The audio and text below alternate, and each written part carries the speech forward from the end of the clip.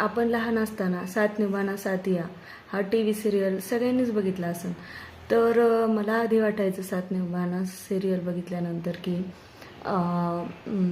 हेच की कोकिला किती चांगली आहे किंवा गोपी किती चांगली आहे आणि राशी ही विलन आहे. बट मी जेव्हा आता 10 वर्षानंतर ती सिरियल बघते तेव्हा मला असं वाटतं की त्या पूर्ण मोदी फॅमिलीमध्ये सगळ्यात नॉर्मल तर राशीच आहे आणि तिनेच चांगली. तिने विलन जरी असले तरी पण ती माझी फेवरेटच आहे.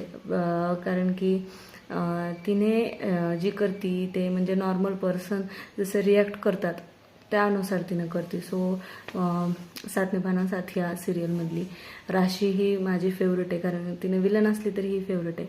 बट जसं गोपी सगळं सहन करते आणि गप्प बसते, पुन्हा नंतर कोकिला पण प्रत्येक गोष्टीला तिला बोलते, ते जे सिरियलमध्ये दाखवलेलं आहे ते मला चुकीचं वाटतं. कारण की म्हणजे हा रिॲलिटी बेसवर नाही सिरियल म्हणजे फक्त सिरियलच असतात. मला लहान असताना सगळ्या सिरियल खऱ्या वाटायच्या, बट मोठं झाल्यानंतर समजायला लागलं की सिरियल ही सिरियलच असतात.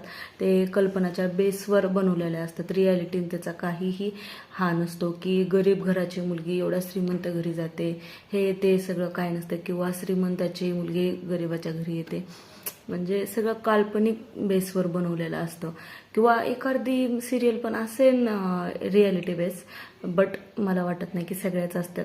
जसं की ये रिश्ता क्या कहलाता है म्हणा, त्यामध्ये तर काय सुरुवातीपासून ते अक्षरा, ते अक्षरा होती, ते नंतर पुन्हा नायरा आली. ते म्हणजे सिरियल तर मी लहान होते तेव्हापासून चालू आहे. आता माझं लग्नाचं वय झालं, पण त्या सिरियलमधले पिढ्यानपिढ्या येत राहिल्या. मी तेव्हा खूप लहान होते, 5-6 वर्षाचे, तेव्हापासून ती सिरियल आहे.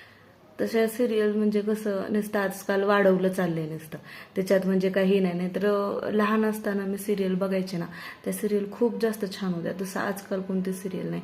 जसं की तेव्हा दिया और बाती, ये रिश्ता क्या कहलाता है, पुन्हा 1000 में मेरी बहन आहे, खूप छान सिरियल होत्या. तशा आजकाल बघायला मिळत नाहीत. जाऊ द्या.